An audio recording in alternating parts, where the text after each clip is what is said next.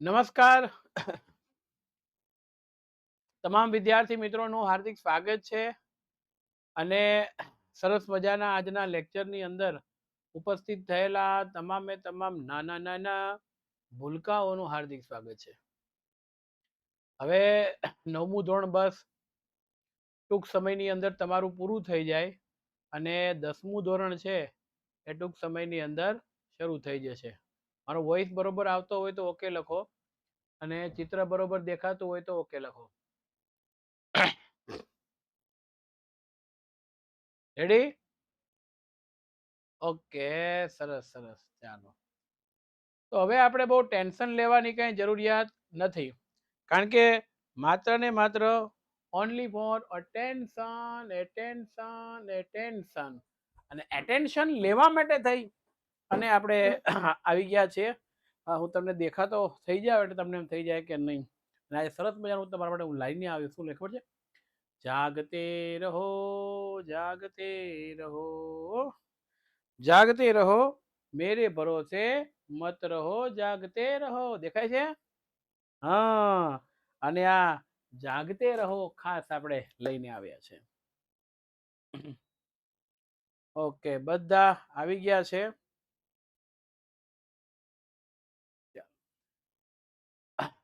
પ્રકરણ નંબર 3, નૂતન વિશ્વ તરફના પ્રયાણ. એક નવા વિશ્વની અંદર જ્યારે પ્રવેશ કરીએ છીએ ત્યારે શું છે, વિશ્વ યુદ્ધો થયા છે. આ વિશ્વ યુદ્ધો થયા પછી કઈ રીતે, ક્યાં, કેમ, શું કરી શકાય વગેરે વગેરે બધી બાબતો આપણે ધ્યાન રાખશું. બરોબર? તો જોઈએ આગળ. હા, પ્રસ્તાવના છે કે બે વિશ્વ યુદ્ધ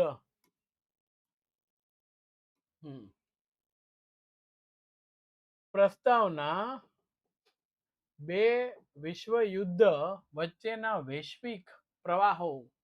પ્રથમ વિશ્વ યુદ્ધ બાદ લોકોની આર્થિક અવદશા થઈ. અવદશા એટલે ખરાબ પરિસ્થિતિ અને આર્થિક એનો મિનિંગ થાય નાણાકીય. તો નાણાકીય રીતે ખરાબ બાબતો થઈ અને એને સુધારવા માટે જે દેશની જે કાંઈ તત્કાલીન સરકારો આવી એ બધી નિષ્ફળ ગઈ અને લોકશાહીના વિશ્વાસ ઉઠી ગયો. કેટલાક રાષ્ટ્રમાં સરમુખત્યારશાહીનો ઉદય થયો. હિટલર છે, મુસોલિન છે, આ બધા આવે છે અને પરિણામે દ્વિતીય વિશ્વયુદ્ધનું તે સર્જનાત્મક પરિબળ બન્યું હતું. અને આ સંદર્ભે અત્રે નીચેની ઘટનાક્રમનો આપણે અભ્યાસ કરશું, જેને પરિણામે જે અભ્યાસ શરૂ કરવાનો છે તે પહેલું ઇટાલીમાં ફાંસીવાદ જોશું, જર્મનીમાં નાઝીવાદ જોશું અને સાથે સાથે જાપાનમાં લશ્કરવાદ. આ 3 મુખ્ય છે. અને વૈશ્વિક મહામંદી સૌથી વધારે અગત્યનો જો હોય તો આ સવાલ છે. બરોબર? સરમુખત્યારી શાહી એટલે કોઈ એક વ્યક્તિ દ્વારા જ તમામ પ્રકારનો સત્તા ભોગવવામાં આવે કે એમ જ કોઈ બીજો કાયદો નહીં, કોઈ બીજો કાનૂન નહીં, એટલે એને કહેવામાં આવે સરમુખત્યારશાહી પદ્ધતિ. એટલે એની વાત છે. ચાલો, ઇટાલીની અંદર ફાંસીવાદની શરૂઆત આપણે કરી દઈએ એટલે ખ્યાલ આવી જાય કે ઇટાલીમાં ફાંસીવાદ કઈ રીતના છે તે. પ્રથમ વિશ્વયુદ્ધમાં ઇટાલી વિજેતા રાષ્ટ્રના પક્ષે હતું, તેમજ એ પક્ષમાં રહીને લડ્યું અને ઇટાલીને $12 અબજ જંગી ખર્ચ થયો હતો. હવે આમાં તો વિશ્વયુદ્ધમાં તો એવું હોય, હારી જાવ તોય નુકસાની હોય અને જીતો તોય નુકસાની તો થઈ જ હોય. નુકસાની વગરનું કાંઈ હોય નહીં. બરોબર છે? આજે 8:15 પણ SS નો લેક્ચર છે. હા, ચોથું ચેપ્ટર છે, એમાં ચલાવવાનો છું. એટલે જો તમારે આવવું હોય, ફ્રી હોય, કંઈ કામ ન હોય તો જોડાજો, અને જો કામ હોય તો રેકોર્ડેડ લેક્ચરને જોઈ લેજો. રેડી? એટલે ચાલો, 6 લાખ સૈનિકોની જાનહાનિ થઈ છતાં વિજેતા મિત્ર રાષ્ટ્રએ મનગમતા પ્રદેશો લઈ લીધા. કોની પાસેથી? ઇટાલી. એટલે ઇટાલીની ઉપેક્ષા થઈ. ઉપેક્ષા એને આપણે અવગણના શબ્દ તરીકે ઓળખે. અને ઇટાલી રોષે ભરાયું, ભાઈ તો ગુસ્સો તો આવે જ ને. એક તો સાથે રહીને લડીએ, પાછા જીતીએ, એટલે મોટા મોટા દેશો બધું લઈ જાય, આને કઈ મળે નહીં. બરોબર છે.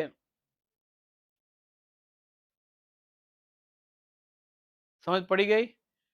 અને ઇટાલીનો રાષ્ટ્રીય સ્વમાન ભંગ થયો. લોકોને એવું થયું ખાલી આપણા દેશનું, ભાઈ દરેકે દરેક દેશને એનું સ્વમાન તો વાલું જ હોય, એટલે આ થયું. ને ઇટાલીની સરકાર જ જવાબદાર છે એમ માની ઇટાલીની જનતાએ રાષ્ટ્રીય અપમાનનો બદલો લેવા માંગતી હતી.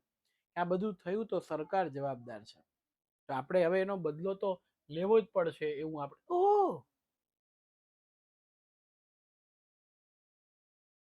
શું છે? હા હા, સરસ મજાની પાણીપુરી. હા, ચાલો ચાલો, જેમ ખાવાનું મન થયું છે ને એમ મહેનત કરવાનું મન રોજ થવું જોઈએ. બરોબર છે. હા, એટલે જ બતાવ્યું છે. ચાલો, એટલે આ એનું ચિહ્ન છે. ઇટાલીએ આવા કપરા કપરા એટલે કે ખરાબ સમયની અંદર સંજોગોમાંથી ઉગારવા માટે બેનિટો મુસોલિની, હવે આપણે આખું નામ બેનિટો બેનિટો નહીં, ખાલી મુસોલિની કરશું. એણે ઇટાલીમાં ફાસિસ્ટ નામના પક્ષની રચના કરી. આપણે કેમ ભાજપ ને કોંગ્રેસ ને બધા પક્ષો હોય એ રીતે આ ફાસિસ્ટ પક્ષની રચના કરે છે. અને એનું આ ચિહ્ન છે. પ્રતીક શું હતો ઓબ્જેક્ટિવમાં પૂછાય આપણને કે ભાઈ ફાસિસ્ટ પક્ષનું પ્રતીક શું છે, તો ફાસિસ્ટ પક્ષનું પ્રતીક લાકડાની ભારી અને કુહાડી છે. રોમન સામ્રાજ્યની અંદર એની સર્વોપરિતાનું ચિહ્ન છે. સર્વોપરિતા એટલે બધી જગ્યા ઉપર પોતાનું શાસન હોય એવું એને કહેવામાં આવે છે, એટલે એની વાત કરી છે. અને ફાસીવાદ ઇટાલીમાં ફાસેજે શબ્દમાંથી ઉતરી આવ્યો, અને એનો અર્થ એવો થાય કે બધી જ વસ્તુ ઉપર પોતાના રાજ્યનો, એટલે કે જે વ્યક્તિ શાસન કરે છે એનો અધિકાર. અહીંયા શાસક બને છે મુસોલિની. એનો મુદ્રાલેખ હતો એક પક્ષ અને એક નેતા, એટલે એક દેશમાં એક જ પક્ષ હોવો જોઈએ અને એક દેશમાં એક જ નેતા હોવો જોઈએ, બીજું કઈ હોવું જોઈએ નહીં. આ એનો હતો. અને તેને પોતાના પક્ષમાં સ્વયંસેવકોને લશ્કરી તાલીમ આપી, જે જોડાયેલા હતા બધાને યુદ્ધ કેમ લડવું વગેરે વગેરે એ તાલીમ આપી.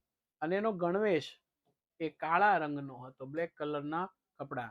અને મુસોલિનીએ સત્તા ઉપર આવ્યા પછી ભૂમધ્ય સમુદ્રના હોડ્સ અને ડોડિકાનીસ ટાપુઓ તુર્કી પાસેથી પડાવી લીધા. એટલે તુર્કિસ્તાનના જે લોકો છે એની પાસેથી આ લઈ લે છે અને મુસોલિની આગળ વધે છે.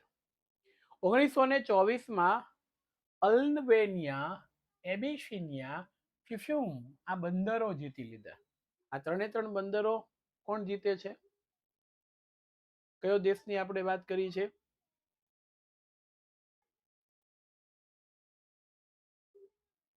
હા, એટલે એની વાત થઈ. અને આટલી સફળતા મેળવ્યા બાદ મુસોલિનીએ રાષ્ટ્રસંઘમાંથી છેડો ફાડી નાખ્યો અને રોમ, બર્લિન, ટોક્યો ધરીમાં તે જોડાયો.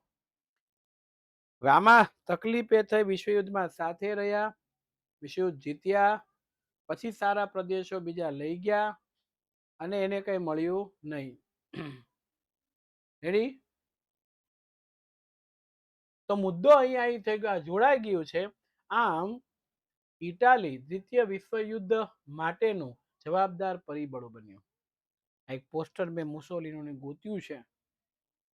અહીંયા એક પ્રશ્ન છે, કેટલા વાગે લેક્ચર પૂરો થાય? તો માય ડિયર ફ્રેન્ડ, આને જવાબ આપી દો કેટલા વાગે લેક્ચર પૂરો થાય છે તે.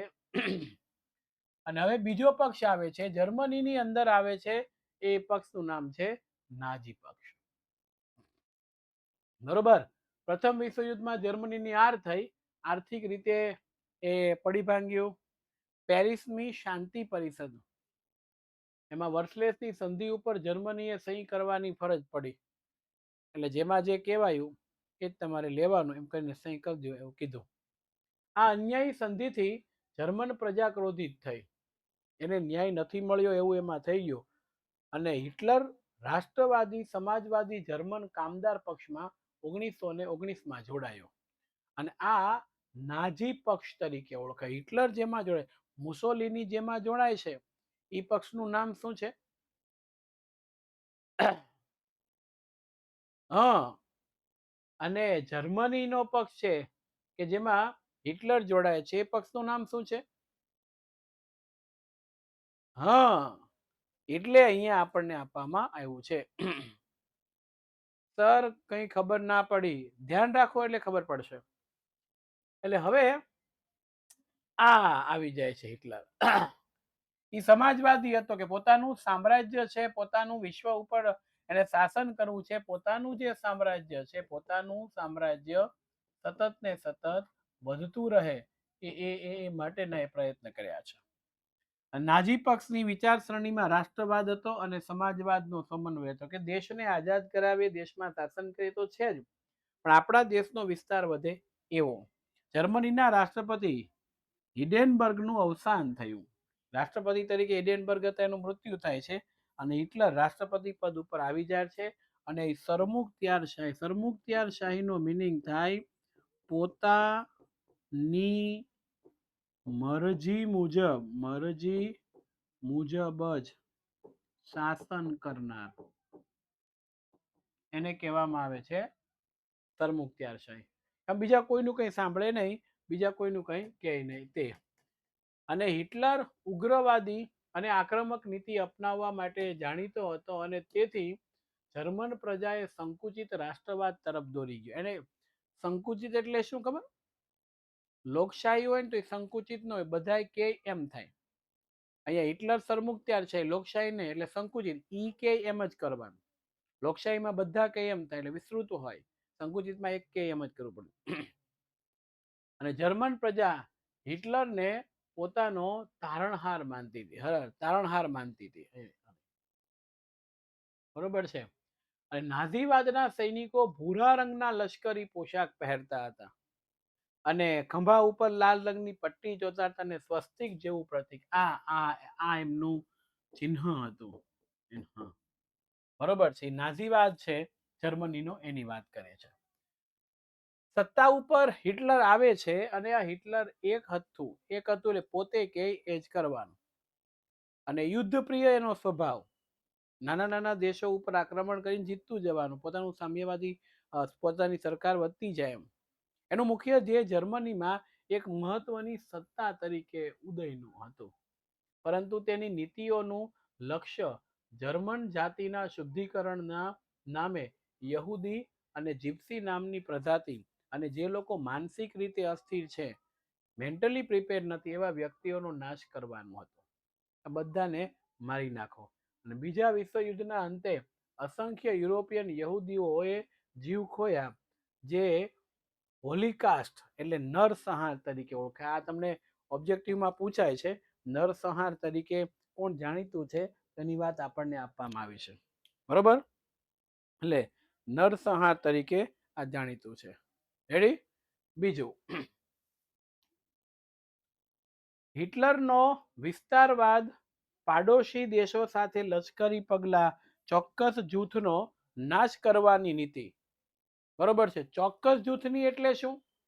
અલગ અલગ પ્રકારની પરિસ્થિતિમાંથી. અને ઈ બીજા વિશ્વયુદ્ધ તરફ દોરી જનારું મહત્વનું પરિબળ હતું.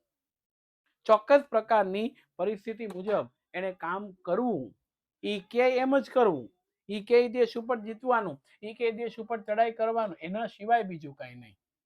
અને એવી જ ઘટના દુનિયાના દેશ જાપાન ઉપર બને છે, લશ્કરવાદ. તો જાપાન એવું માનતું થયું કે આપણે કોઈ દેશની સામે ટકવું હોય તો યુદ્ધ કરવા માટે લશ્કરી શાસન આપણી પાસે હોવું જોઈએ. બરોબર છે. એટલે પૃથ્વીની સપાટીમાંથી ધીરે ધીરે લશ્કરવાદ વધે છે, એટલે રેડ ડોટ આપ્યું છે. પ્રથમ વિશ્વયુદ્ધ બાદ 1919માં વર્સલેસની સંધિમાં જાપાને પોતાના ધારણા મુજબના ચીનના પ્રદેશોનો લાભ મળ્યો નહીં. જર્મનીના ઘણા સંસ્થા એને ઇંગ્લેન્ડ અને ફ્રાન્સને વહેંચી લીધી. આનાથી જાપાનને ઘણો અસંતોષ થયો. 1921-22ની વોશિંગ્ટન પરિષદમાં ઇંગ્લેન્ડ અને અમેરિકા નૌકાદળના ફક્ત 35% નૌકાદળ રાખવાની દરખાસ્ત એટલે કે મંજૂરી, બરોબર છે, રજૂઆત જેને કહી શકાય, મંજૂર કરવા માટે રજૂઆત એ જાપાનને સ્વીકારવી પડી. કોણે કોણે કહી દીધું? અમેરિકા અને ઇંગ્લેન્ડે તમારી પાસે જેટલું પણ નૌકાદળ છે એના 35% જ અત્યારે રાખો, બાકીનાનો કોઈ યુઝ કરવાનો નથી. કારણ કે દુનિયા બીજા વિશ્વયુદ્ધ તરફ સંપડાતી હતી, એ મુદ્દો અહીંયા એક લાગુ પડતો હતો. અને ઈ તેની સખાલીન અને સાઇબિરિયાના ટાપુ ખાલી કરવા પડ્યા તે જાપાને યુવા વર્ગ નારાજ થયો. જાપાન સાથે અન્યાય થયો છે એવું જાપાનને લાગ્યું, એટલે એનો યુવા વર્ગ નારાજ થયો.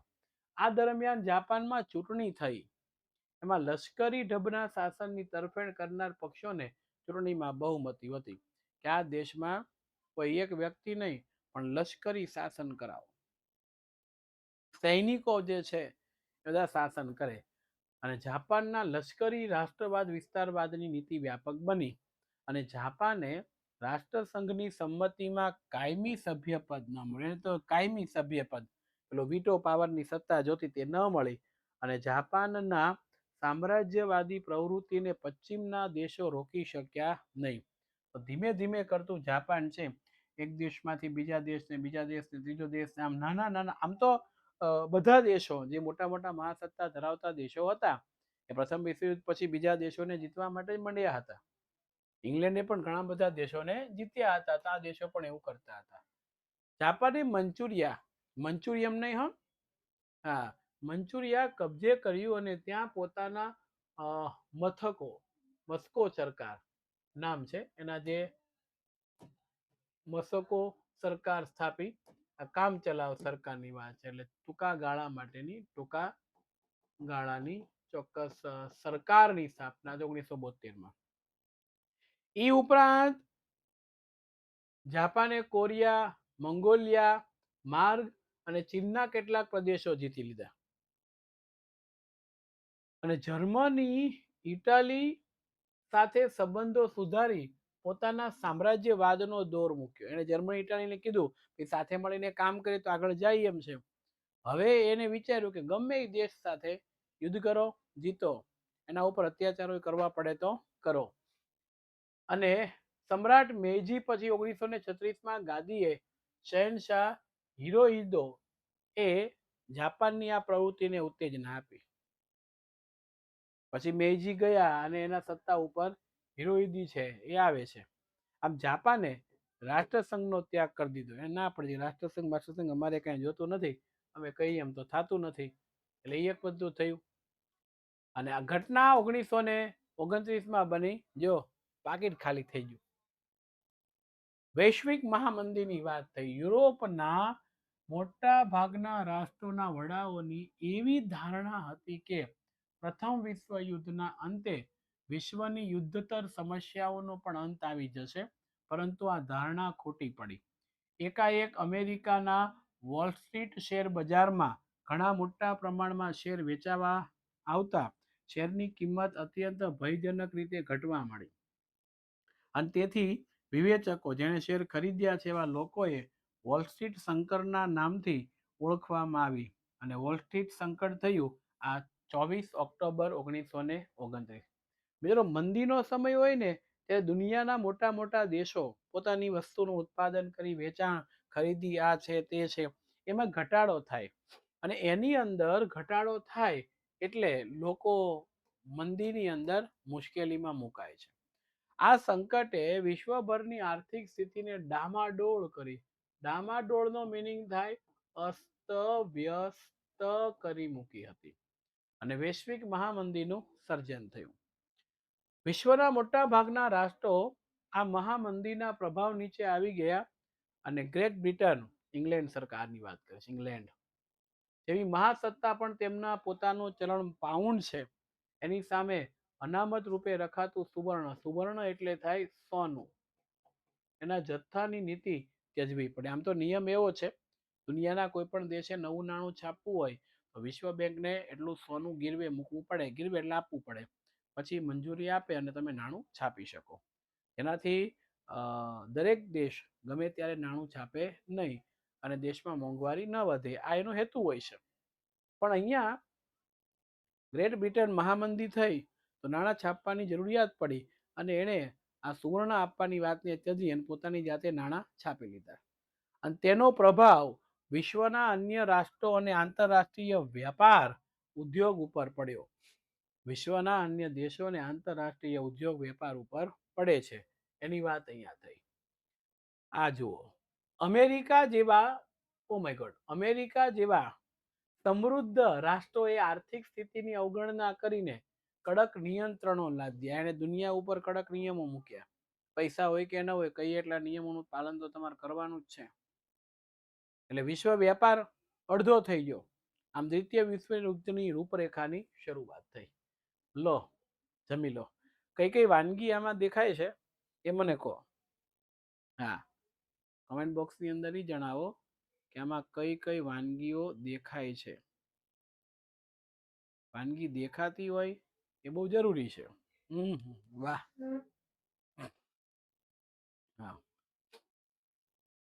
હા, ગુલાબ જાંબુ સૌથી પહેલા દેખાય છે.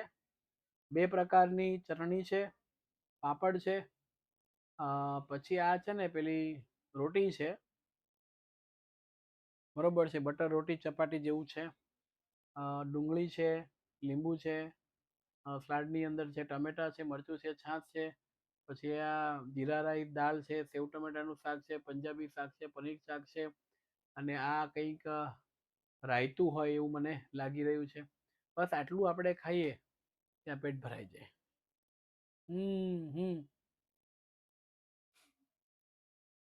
થઈ ગયું? હા, ચાલો આગળ જઈશું. દ્વિતીય વિશ્વયુદ્ધ આ માત્ર યાદ રાખવાનું છે, પરીક્ષામાં બહુ આવતું નથી. બીજું વિશ્વયુદ્ધ ક્યારે થયું? તો આ એનો સમયગાળો છે, પરીક્ષામાં આપણને પૂછાય. બીજા વિશ્વયુદ્ધનો સમયગાળો કે 1939 1945.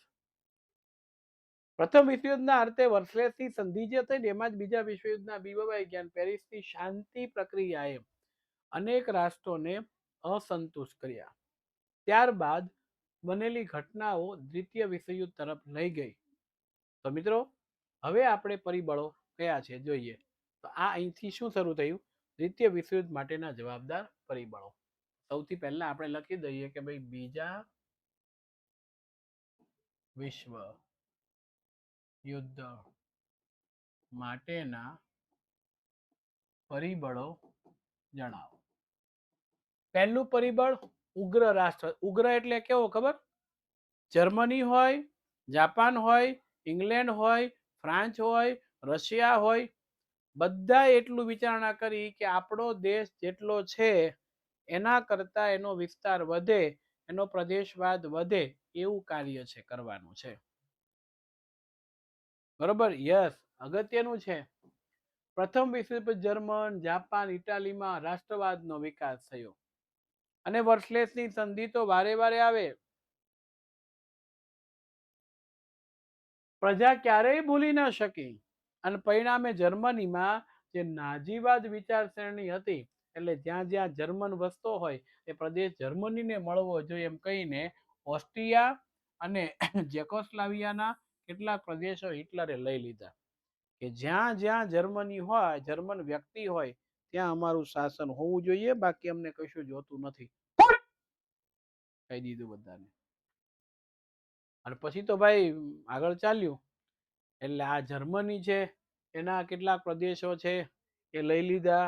આ બાજુ જાપાન છે, આ બાજુ એ ઇટાલી છે. નાના નાના નાના નાના પ્રદેશોને જીતી જીતી જીતી જીતી અને આ જાપાન ને ઇટાલી એ બધા પોતાનો પ્રદેશ છે એને વિસ્તારવાનું શરૂ કર્યું. અને આ ભાઈ આવી ગયા. વર્સલેસની સંધિમાં ઇટાલીની અવગણના થઈ, તેની પ્રજા ભૂલી શકી ન હતી. ઇટાલીમાં મુસોલિનીએ ફાસિસ્ટ પક્ષના નેતૃત્વ તળે ઉગ્ર રાષ્ટ્રવાદની સામ્રાજ્યની નીતિ અપનાવી. બહુ મારી નાખો સામેવાળાને પણ જીતો અને સત્તા ઉપર રહો. બીજી બાજુ એશિયામાંથી જાપાને પણ સામ્રાજ્યવાદની દોડમાં ઝંપલાવ્યું. આમ વિશ્વ શાંતિ છે ને એ જોખમરૂપ બની. વિશ્વ શાંતિ કેવી બની ગઈ? જોખમરૂપ બને છે એની વાત થઈ. બીજું કારણ છે જૂથબંધીનું. આ જૂથબંધી શું છે? તો જુઓ, પહેલા વિશ્વયુદ્ધમાં ફ્રાન્સને હંમેશા જર્મનીનો ભય હતો. ભય એટલે ડર. ફ્રાન્સ એ ડરતું હતું. કોનાથી? જર્મનીથી. એટલે આડોશ પાડોશમાં બેલ્જિયમ, પોલેન્ડ, રૂમાનિયા, ચેકોસ્લાવિયા જે દેશો હતા એની સાથે મૈત્રી કરાર કર્યા. કોણે કર્યા? ફ્રાન્સે કર્યા. દર જર્મનીનો હતો. ઇટાલીએ ચેકોસ્લોવિયા, યુગોસ્લાવિયા, રૂમાનિયા, હંગેરી, ગ્રીસ, તુર્કી, ઓસ્ટ્રિયા સાથે કરાર કર્યા. જો આ ઇટાલી છે એ આ બધા આરે ભળે છે. ફ્રાન્સ આ બધા સાથે ભળે છે. જૂથબંધી છે ને, એ જૂથ એટલે કમિટી. રશિયા છે એને જર્મની, તુર્કી, લિથુઆનિયા, ઈરાન સાથે કરાર કર્યા.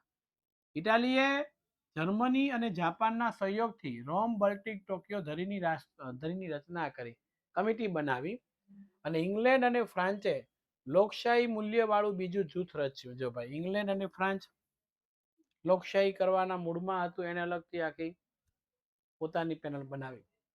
જર્મનીએ રશિયા સાથે બિન આક્રમક સંધિ કરી કે આક્રમણ નહીં કરશો. આથી વિશ્વમાં ભયનું સામ્રાજ્ય ઊભું થઈને પરિવારે વિશ્વ યુદ્ધને વેગ આપ્યો. આ ઇટલીનું ગ્રુપ હતું, આ રશિયાનું ગ્રુપ હતું, ઇંગ્લેન્ડ ફ્રાન્સ પાછું અલગ થયું, આ ફ્રાન્સે કરારો કર્યા. એટલે એકબીજાના જૂથ એકબીજાના વિરુદ્ધની અંદર લડાઈ કરશે, ઝઘડો કરશે અને આપણે હારશું એવો એક પ્રયત્ન હતો. અને લશ્કરવાદ એટલે જ આવ્યું છે. લશ્કરવાદ એટલે સૈનિકોનું અને હથિયારોનું પ્રમાણ વધારો અને લશ્કરવાદ તરીકે ઓળખવામાં આવે છે. એ વસ્તુ થઈ. પ્રથમ વિશ્વયુદ્ધ પછી શાંતિના જાળવણી માટેના પ્રયાસો કરવામાં આવ્યા. એનાથી ઉલટો યુરોપના રાષ્ટ્રો શસ્ત્રીકરણની હરીફાઈ કરી રહ્યા હતા. યુરોપના દરેક રાષ્ટ્રમાં માત્ર ને માત્ર શસ્ત્રોનું ઉત્પાદન વધ્યું. એકબીજાથી ચડ્યા હતા જે યુદ્ધ શસ્ત્રો છે બનાવવામાં આવ્યા. રશિયા, જર્મની જેવા કેટલાક રાષ્ટ્રોએ લશ્કરમાં ફરજિયાત તાલીમની શરૂઆત કરી અને એમાં નૌકાદળ, હવાઈ દળ, ભૂમિદળમાં વધારો કર્યો કે આપણી પાસે સૈનિકો જેમ વધારે તેમ દુનિયા આપણાથી દૂર ભાગે. આપણાથી દુનિયા દૂર ભાગે એટલે આપણે વિશ્વની અંદર પોતાનું સામ્રાજ્ય જમાવી શકશું. આવું કરો. અને પૂર્વ જાપાને લશ્કરી તાકાત વધારી. આખરે ઇંગ્લેન્ડ અને ફ્રાન્સ પણ પોતાના શસ્ત્રથી સજ્જતાની અંદર વધારો કરતા દ્વિતીય વિશ્વયુદ્ધના નગારા વાગવા મળ્યા. એ વાગ્યો રે ઢોલ ભાઈ, વાગ્યો રે ઢોલ, મીઠાના રણમાં વાગ્યો રે ઢોલ, મીઠાના રણમાં વાગ્યો રે ઢોલ. આ લશ્કરવાદ આપણે હમણાં જોઈ ગયા છે. તે રાષ્ટ્રસંઘની નિષ્ફળતા. સૌથી મોટી તકલીફ એ થઈ, સંયુક્ત રાષ્ટ્ર સંઘ એ પ્રથમ વિશ્વયુદ્ધ પછી આ બીજું વિશ્વયુદ્ધ ન થાય એની એની એની પાછળ કામ કરતું હતું, પણ સફળતા જ ન મળી. બરોબર છે.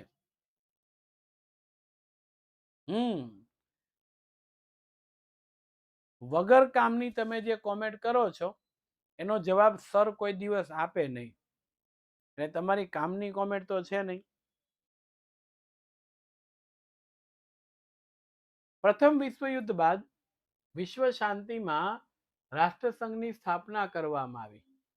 પરંતુ રાષ્ટ્રસંઘની પાસે, બરોબર ધ્યાન રાખજો, રાષ્ટ્રસંઘની પાસે વિશ્વના રાષ્ટ્રો ઉપરાંત સાર્વભૌમત્વ ધરાવતી, સાર્વભૌમત્વનું મિનિંગ થાય સર્વ જગ્યા ઉપર, સર્વ ધરતી ઉપર, સર્વભૂમિ ઉપર સર્વોપરી સંસ્થા બનવાનું હતું. એ બની શકી નહીં. એની સ્થાપના થઈ એટલે હેતુ એવો હતો કે દુનિયાની અંદર એ સર્વોપરી બની શકે. એની પાસે આદર્શોનું પાલન કરાવવા માટે પોતાનું લશ્કર ન, દુનિયા લશ્કર હોત તો ડરે કે ભાઈ આ દેશ આમ તેમ કરે છે તો સંયુક્ત રાષ્ટ્રસંઘ લશ્કર મોકલશે ને ઝઘડો થશે તો બંધ થાવ એમ. એટલે એ મુદ્દો આપણને આપ્યો. સભ્ય રાષ્ટ્રો એ રાષ્ટ્રસંઘ પાસે પોતાનો ઝઘડો લાવવા કે ચુકાદાને માન્ય રાખવા બંધાયેલા ન હતા. અને કેટલાક રાષ્ટ્રો તો રાષ્ટ્રસંઘમાંથી બહાર પણ નીકળી ગયા. જોડાયા હતા ત્યારે કીધું તમે કહો એમ કરશું, પછી નીકળી જાય છે, માનતા નથી. શરૂઆતમાં રશિયા અને જર્મની એમણે રાષ્ટ્રસંઘનો સાથ છે એમણે છોડી દીધો. રશિયા અને જર્મનીએ સાથ છોડ્યો એટલે પહેલું નીકળી ગયું કોણ? રશિયા રાષ્ટ્રવાદમાંથી. બીજું નીકળ્યું જર્મની. એના જે નિયમો હતા રાષ્ટ્રસંઘના એ કઈ અમારે પાલન કરવા નથી. બરોબર છે. પછી નીકળ્યું ઇટાલી 3 નંબરે. ચોથા નંબરે જાપાન બહાર નીકળી ગયા, કારણ કે ઇટાલીએ એબિસિનિયામાં આઝાદી જૂટવી લીધી. ઝઘડાઓ મળ્યા થવા ભાઈ.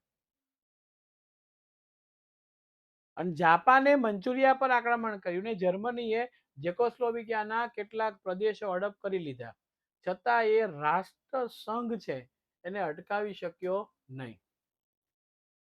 અને જુદા જુદા રાષ્ટ્રોની સત્તા લાલચ. હવે ઇટાલીને એમ થાય કે અમે આગળ વધીએ, બધા પ્રદેશો જીતીએ, જાપાનને એમ થાય અમે જીતીએ, જર્મનીને એમ થાય અમે જીતીએ, બરોબર છે. ઇટાલી, જર્મની, જાપાન ને રશિયાને એમ થાય હું દુનિયા ઉપર રાજ કરી લઉં. આ બધું અહીંયા શરૂ થયું. રાવલ મયુર કરીને એમનો સવાલ છે, સર 75% કેવી રીતે લાવવા?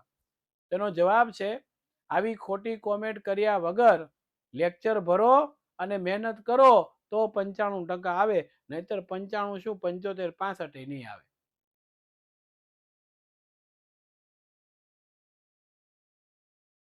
બરોબર છે. તો આ આખી જે સત્તા લાલચા છે, સત્તા ભક્તિ, રાષ્ટ્રસંઘમાં બળવાન થઈ અને રાષ્ટ્રસંઘ જૂથબંધી અટકાવી શક્યો નહીં. આ યુનિટી થતી હતી એ રાષ્ટ્રસંઘ ન અટકાવી શક્યો. એ સૌથી મોટી એમની નિષ્ફળતા ગણાવી શકાય. વર્સલેસની સંધિ છે એની વાત આપી છે. પ્રથમ વિશ્વયુદ્ધના અંદર પેરિસમાં, આ એક ધ્યાન રાખજો, વર્સલેસની સંધિ ક્યાં? પેરિસની અંદર. શાંતિ પ્રક્રિયામાં વર્સલેસની સંધિ કરવામાં આવી અને જર્મનીને જવાબદાર ગણવામાં આવ્યું.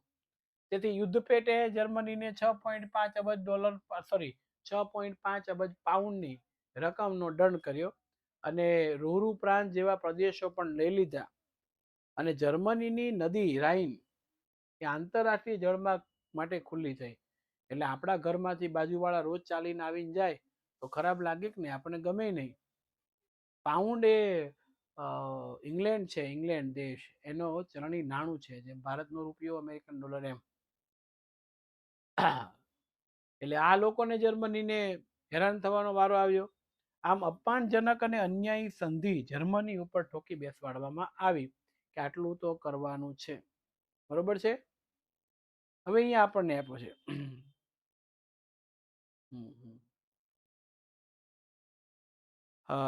જોશી કિંજલ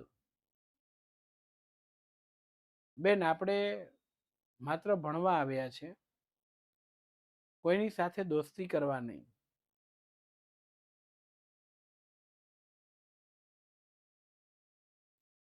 એટલે મારે ખાલી ખોટા બ્લોક કરવા પડે ને બહુ તકલીફ થશે. પછી વિદ્યાર્થીઓ કરગરે, વાલીઓના ફોન આવે અને માથાકૂટ થાય. એના કરતા એક પણ સ્ટુડન્ટ હવે કોમેન્ટ નહીં કરે.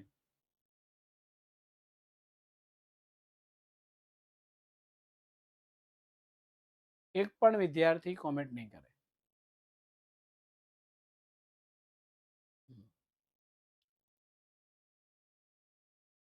જર્મનીના સરમુખત્યાર એડોલ્ફ હિટલર છે, એને વર્સેસની સંધિને કાગળનું ચીથરું કહી દીધું. એને માની જ નહીં કે આ કઈ માનવાનું ન હોય, આપણે કઈ એમ થવું જોઈએ. ફગાવી નાખી. તેથી જર્મનીની પ્રજાને યુદ્ધનું પ્રોત્સાહન મળ્યું. જર્મની પ્રજાને થઈ ગયું આપણા આગેવાન હોય, વડાપ્રધાન નરેન્દ્ર મોદી હોય, જેમ કે એમ જ દેશને કરવું પડે ને, એમ અહીંયા પણ એ થયું. બીજી બાજુ જાપાને પણ આ સંધિથી અસંતોષ હતો. આમ વર્સલેસની સંધિથી કોઈને કોઈ પ્રકારે કેટલાક રાષ્ટ્રને અન્યાય થયો, એ માટે જ વર્સલેસની સંધિમાં જ બીજા વિશ્વયુદ્ધના બીજ રોપાઈ ગયા હતા. સેકન્ડ વિશ્વયુદ્ધ છે એની અંદર થઈ ગયું હતું. અને આ હિટલરને તો સામ્રાજ્ય, પોતાનો પ્રદેશ કેમ વધે એ જ કરવાનું હતું. એટલે એ મહત્વાકાંક્ષા સામ્રાજ્યવાદની હતી. હિટલર બીજા વિશ્વયુદ્ધના પાયામાં હતો. જોજો, બીજા વિશ્વયુદ્ધના પાયાની અંદર હિટલર છે. એ ઉગ્રવાદી હતો. ઉગ્રવાદી એટલે એને જે જોતું હોય યુદ્ધ કરીને લઈ લેવાનું, માંગવાનું નહીં, પૂછવાનું નહીં. બીજા વિશ્વયુદ્ધનું બીજ ક્યારે રોપાયું એ ભણી ગયા આપણે આજ લેક્ચરની અંદર હમણાં જ. અને સૈનિકવાદી માનસ એટલે વિચાર ધરાવતો સૈન્ય દળ આપણું વધારે હોવું જોઈએ. અને કોઈ પણ હિસાબે જર્મનીની એકતા, સ્થિરતા અને સમૃદ્ધિનો ચાહતો હતો. હિટલરના સામ્રાજ્યવાદનો સૌ પહેલો શિકાર ઓસ્ટ્રિયા બન્યું. એટલે હિટલરે જર્મન સેના સાથે ઓસ્ટ્રેલિયામાં પ્રવેશ કરી દીધો 12 માર્ચ 1938. કે આ પ્રદેશ આપણે જીતી લેવો. બરોબર છે. એટલે મુદ્દો અહીંયા થયો. અને બીજું વિશ્વયુદ્ધ થયું ને, એના મૂળ કારણમાં, મૂળ પાયામાં હિટલર એક હતો. હિટલર ન હોત તો આ જર્મનીમાં ઝઘડોય ન થાત ને આ કંઈ થાત નહીં. તો એની પ્રજાતિ છે એ જર્મનીમાં શાંતિથી બેસત. પણ એને લોકોને ઉશ્કેર્યા અને કીધું કે આમ તો કરવું જ પડે આપણે. મ્યુચ્યુઅલ સંમેલનના બીજે દિવસે જેકોસ્લાવિયા ઉપર કબજો લઈ લીધો 1938 1 ઓક્ટોબર. ત્યારબાદ માર્ચ 1939માં લિથુઆનિયા મેમલ બંદર પર કબજો લીધો.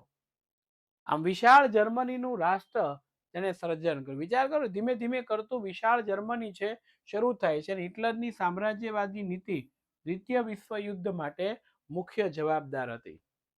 આ મુખ્ય પરિસ્થિતિ આપણને આપવામાં આવી છે. હવે જર્મનીનું પોલેન્ડ ઉપર આક્રમણ થયું. આ આખી ઘટના શું થઈ? 1 સપ્ટેમ્બર 1939ની વહેલી પરોઢે જર્મનીએ શાંત એવો દેશ પોલેન્ડ એના ઉપર આક્રમણ કર્યું અને બીજા વિશ્વયુદ્ધની શરૂઆત કરી દીધી. એટલે પોલેન્ડ છે એ સામસામું થઈ ગયું. એટલે આ બીજા વિશ્વયુદ્ધનો પ્રારંભ થયો કે યા ઓમ કહીને પડો ફતે છે આગે કરી બધા નીકળી પડ્યા. સમગ્ર વિશ્વની અંદર દ્વિતીય મહાયુદ્ધની જ્વાળાઓ છે ધીમે ધીમે ફેલાવા મળી. આખી દુનિયા આની ઝપેટમાં આવી ગઈ. હા, બધા નામ યાદ હોય, એકાદ બે તમને યાદ હોય એ લખો તો ચાલે. દ્વિતીય વિશ્વયુદ્ધની રૂપરેખા. દ્વિતીય વિશ્વયુદ્ધ શરૂ થતા ફરીથી વિશ્વ બે જૂથમાં વહેંચાયું. એક તરફ ઇંગ્લેન્ડ અને ફ્રાન્સની આગેવાનોનું મિત્ર જૂથ અને બીજી બાજુએ જર્મની, ઇટાલી અને જાપાનની ધરીરાસનું જૂથ. આ ઉપરાંત યુદ્ધખોર માનસ ધરાવતા બીજા કેટલાક પરિબળો એની અંદર પ્રવેશે છે. જાપાને જોજો, જાપાને શું કર્યું ખબર? અમેરિકા એકદમ શાંત હતું. એને આ યુદ્ધમાં ઝંપલાવવાની ઈચ્છા નહોતી. પણ જાપાને હવાઈ ટાપુઓના પર્લ હાર્બર ખાતે આવેલા અમેરિકાના નૌકાદળ ઉપર આક્રમણ કર્યું. જાપાનને આમાં આવવું જ નહોતું. સોરી, અમેરિકાને આવવું જ નહોતું. જાપાને એને છંછેડ્યા. આપણને કોઈ છંછેડે તો પછી મૂકીએ ને, એવું આમાં થયું. યુદ્ધખોર એટલે યુદ્ધ કરવાની નીતિ ધરાવનાર વ્યક્તિ. પરિણામે તટસ્થવાદી નીતિ છોડી દીધી. પછી અમેરિકાએ વળતો હુમલો કર્યો. અગર તમે જુઓ, આમાં ક્યાંય અમેરિકા બે માંથી કોઈ જૂથમાં નથી. પણ જાપાને એને દખલગીરી કરી એટલે પછી અમેરિકા છે એ જોડાયું. કયા પક્ષમાં? મિત્ર રાષ્ટ્રના પક્ષે. એટલે મિત્ર રાષ્ટ્રની તાકાત છે એમાં વધારો થઈ ગયો. તો મિત્ર રાષ્ટ્રની અંદર કોણ હતું? ઇંગ્લેન્ડ હતું, ફ્રાન્સ હતું. એમાં અમેરિકા જોડાઈ ગયું. હવે તકલીફ થઈ, કારણ કે અહીંયા જાપાન છે ને એણે અમેરિકાને છેડતી કરી અને તકલીફ થઈ. જ્યારે વિશ્વયુદ્ધ ધમાસાણ ચાલતું હતું એ વખતે જાપાનના બે શહેરો જ્યાં પૂછાય છે, હિરોશીમા અને નાગાસાકી, આ બે નગરો ઉપર પરમાણુ બોમ્બ નાખે. બરોબર છે. હવે માય ડિયર ફ્રેન્ડ, ઘટના શું બને? ફોટોની અંદર તમને જે દેખાઈ રહ્યું છે એ વિશ્વયુદ્ધનો દ્રશ્ય છે. બરોબર છે. વિશ્વયુદ્ધ થયું અને જાપાન પછી એમ ખબર પડી કે હવે હારશું, એટલે શરણાગતિ સ્વીકારી ઓગસ્ટ 11 1945. અને આ વિશ્વયુદ્ધનો અંત આવ્યો. એવા પરમાણુ બોમ્બ જીક્યા. આંખ ખોલો ત્યાં વિશ્વ છે, આંખ બંધ કરી ખોલો ત્યાં કાંઈ નથી. નેટ ઉપરથી લીધો છે, ઇન્ટરનેટ ઉપરથી. એટલે રિયલ ફોટો હોય તો જ આવ્યો હોય ને. જ્યાં આખું કુંવારી થઈ ગયું છે. આ હિરોશીમા અને નાગાસાકી બે જે શહેરો છે એની જ્વાળાઓ ઉઠી. આવા પ્રકારનું દ્રશ્ય થયું હશે એવું માની શકાય. તો એનું તાત્કાલિક પરિણામ શું આવ્યું? દ્વિતીય વિશ્વયુદ્ધનું તાત્કાલિક પરિણામ શું આવ્યું ખબર? આ 4 માર્ક્સમાં પૂછાય તાત્કાલિક પરિણામ. તો પહેલું તો એ આવ્યું આર્થિક. મહાયુદ્ધના કારણોસર પુષ્કળ ખર્ચ થયો અમેરિકાને $350 અબજ. તો બીજા રાષ્ટ્રોને $1000 કરતા પણ વધારેનો ખર્ચ થયો.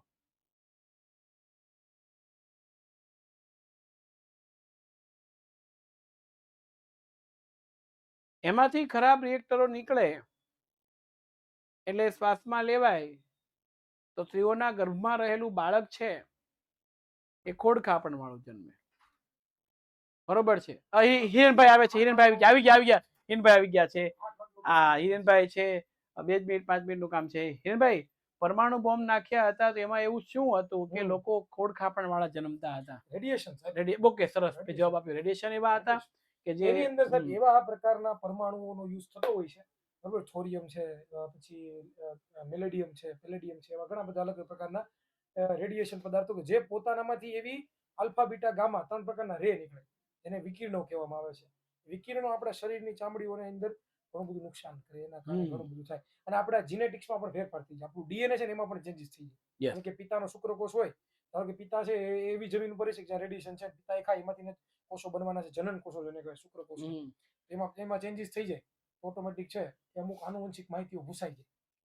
તો કાનની આનુવંશિક માહિતી છે કે ભાઈ સજીવમાં કાન હોવો જોઈએ, આનુવંશિકતાની માહિતી જો ભૂલાઈ ગઈ, ડીએનએ માં રિમૂવ થઈ ગઈ તો કાન માણસ થાય. જેમ કે અહીંયા એક લાઈન છે, આ લાઈન ધારો કે આપણે પીપીટી બનાવીએ છીએ, આ લાઈન ભૂલથી આપણે ડિલીટ મરાઈ ગયા, હા, પછી શો કરવાની છે નહીં. એવી જ રીતે અને કરે કોણ? તો કે આ ડીએનએ, આ જે વાયરસ હું વિકિરણો આલ્ફા બીટા ગામા રે. 10મા ધોરણની અંદર સરસ મજાનું આવું આવશે અમારે. બસ એટલે એ જ હતું. ચાલો, આવી ગયો. એટલે અહીંયા એટલી જ કિંમતની સંપત્તિ છે. આ મીટિંગ છે એટલે કિંમત છે એની સંપત્તિનો પણ નાશ. ઇંગ્લેન્ડે 2000 કરોડની મિલકતો ગુમાવી. અરે કલ્પના ન કરી શકાય ને દીકરાઓ. એટલી બધી સંપત્તિ ગુમાવ્યા પછી લોકો છે ને, તમે જુઓ મહામંદીમાં પડાઈ ગયા. કેમ? તો કે જરૂરિયાતની ચીજ વસ્તુની અછત ઉત્પન્ન થઈ. ખાવાની, પહેરવાની, ઓઢવાની વસ્તુ. ફુગાવો વધ્યો. ફુગાવો એટલે શું થાય? કોઈ પણ વસ્તુની કિંમતમાં સતત વધારો થયો. કોઈ પણ વસ્તુની કિંમતમાં સતત વધારો થયો એની વાત છે. રેડી? અને એટલા માટે થઈ લોકોને આર્થિક નુકસાન થયું. બીજું છે ચીનમાં સામ્યવાદીની સ્થાપના. જેમ સરમુખત્યારશાહી શાસન પદ્ધતિ છે ને, એમ સામ્યવાદી છે. સરમુખત્યારશાહી શાસન પદ્ધતિમાં હિટલર ને મુસોલિની હતા, ઈ કે એમ જ કરવાનું. એ જ રીતે સામ્યવાદી સરકાર જ્યાં હોય ત્યાં સામ્યવાદી સરમુખત્યારશાહી પદ્ધતિ જેવું જ. એટલે સામ્યવાદી સરકાર હોય ત્યાં જે વ્યક્તિ શાસન કરતો હોય એ કે એમ જ કરવાનું. અત્યારે રશિયામાં સામ્યવાદી સરકાર છે, તમે જુઓ. યુક્રેન સાથે યુદ્ધના 2 વર્ષ થઈ ગયા, હજી નામ નથી લેતા પાછું વળવાનું. એટલે એને સામ્યવાદી પોતાની વિચારસરણી મુજબ શાસન કરે. તેમાં લોકશાહીથી વિરુદ્ધ હોય ને એમાં ચૂંટણી ન હોય. આ સરમુખત્યારશાહી સામ્યવાદી એવું એક કે એમ જ બધાય કરવાનું. એટલે ચીન પણ પ્રભાવિત થયો. અને તમે જો માઓ સેતુંગ આ પૂછાય છે. માઓ સેતુંગ નામના વ્યક્તિએ ચીનમાં ક્રાંતિકારી આયોજન કરી 1949ની અંદર આ સામ્યવાદી સંગઠન છે એની સ્થાપના કરી. એ કે એમ ઠંડુ યુદ્ધ ના પરિણામ આવ્યા. અમેરિકા અને રશિયા ઠંડુ યુદ્ધ એટલે સામસામી ધમકીઓ આપી, મારઝૂડ કરવાનું કેવું તે. એમાં મોટું કોઈ યુદ્ધ થાય નહીં. ઠંડા યુદ્ધ છે એ થયું. ને સંયુક્ત રાષ્ટ્ર સંઘ છે એની સ્થાપના થઈ અને દ્વિતીય વિશ્વયુદ્ધ થયું. અર્થાત રાષ્ટ્રસંઘ કેવું થઈ ગયું? નિષ્ફળ. અને વિશ્વમાં ફરીથી એકવાર શાંતિ, સલામતી ને સહઅસ્તિત્વથી સંયુક્ત રાષ્ટ્રની સ્થાપના થઈ. અને 1945 24 ઓક્ટોબરના રોજ અને ન્યુયોર્કની અંદર એ રાખવામાં આવ્યું. બરોબર છે? ન્યુયોર્કની અંદર એ આખું પરિસ્થિતિ રાખવામાં, એનું વડું મથક રાખવામાં આવે છે. અને આ સંયુક્ત રાષ્ટ્ર છે એ નિષ્ફળતા થઈ એટલે આખી બાબતો થઈ. આ એનું આખું બિલ્ડિંગ છે. દુનિયાના જે દેશો જોડાયેલા છે આ બધા દેશો એની અંદર આવે છે એની વાત થઈ છે. અને સંયુક્ત રાષ્ટ્રની સ્થાપના બીજા વિશ્વ યુદ્ધમાં અમેરિકા જોડાયું ત્યારથી જ આ દિશામાં પ્રયત્ન ચાલુ થયો. બરોબર છે. અને અમેરિકન કોંગ્રેસ એના સંસદે સંદેશ આપતા મહત્વની 4 બાબતો કીધી. પહેલું, વિચાર અને વાણીની સ્વતંત્રતા આપવી. દુનિયામાં બધાને પોતાના વિચારો રજૂ કરવાની સરળ છે. ધાર્મિક સ્વતંત્રતા, જેને જે ધર્મ પાળવો એ પાળી શકે. રાષ્ટ્રસંઘે કીધું અમેરિકાની આગેવાની નીચે આર્થિક સ્વાતંત્ર્ય, ધંધા બિઝનેસ કરી શકે એની વાત છે. ભયમાંથી મુક્તિના અધિકારોનો સમાવેશ કરવા માંગે. ડર, ભય કાઢી નાખો, મુક્તતાથી બધા કામ કરો એની વાત આપણને આપી છે. તો એ બાબતો અહીંયા આપણને આપવામાં આવી છે. અને આ પછી અમેરિકાના પ્રમુખ રૂઝવેલ્ટ અને બ્રિટનના વડાપ્રધાન ચર્ચિલ છે ને, એણે જહાજ ઉપર 8 મુદ્દા લખી અને સંધિ કરી કે દુનિયા શાંતિ રાખે એના માટે એટલાન્ટિક ખતપત્ર તરીકે ઓળખાય છે. અને એમાં નિશસ્ત્રીકરણની બાબત છે એનો સમાવેશ છે એ કરવામાં આવે છે. ત્યાર પછી બ્રિટન ને અમેરિકા, રશિયા, ચીનના વિદેશ પ્રધાનો પણ વિશ્વ શાંતિ માટે આવ્યા. 24 ઓક્ટોબર 1945માં આ સમજો 51 સભ્યોથી સંયુક્ત રાષ્ટ્રની સ્થાપના થઈ. ભારત પહેલેથી જ આનો અર્થ પહેલેથી જ આની અંદર જોડાયેલું છે. એટલે તો આ ઓબ્જેક્ટિવમાં પૂછાય યુએન દિવસ તરીકે ઓળખાય 24 ઓક્ટોબરનો દિવસ. અને હાલમાં કેટલા 193 સભ્ય છે એની અંદર કામ કરે છે. આ સંયુક્ત રાષ્ટ્રના અંગો છે. સામાન્ય સભા, સલામતી, આર્થિક વાલી સમિતિ. આ મોસ્ટ આઈએમપી છે. પરીક્ષાની અંદર આપણને પૂછી શકાય એવા પ્રકારની પરિસ્થિતિમાં છે. પણ એને આપણે અત્યારે લેશું નહીં. મિત્રો, 8:15ની જગ્યાએ 8:30 વાગે આપણો લેક્ચર છે અને એની અંદર આપણે આ જોવાના છીએ. બરોબર? તો ફરીથી 8:30 મળીશું. એક મીટિંગ છે. બરોબર છે? એટલે પાઠ અધૂરો નથી. આજે મારે ત્રીજું પછી ચોથું લેવું તો પણ નહીં મેળ પડે. કશો વાંધો નહીં, કાલે લેશું. ઓકે? અત્યારે 8:30 આપણે લેશું એની અંદર. રેડી? ઓકે, આવજો. Bye bye.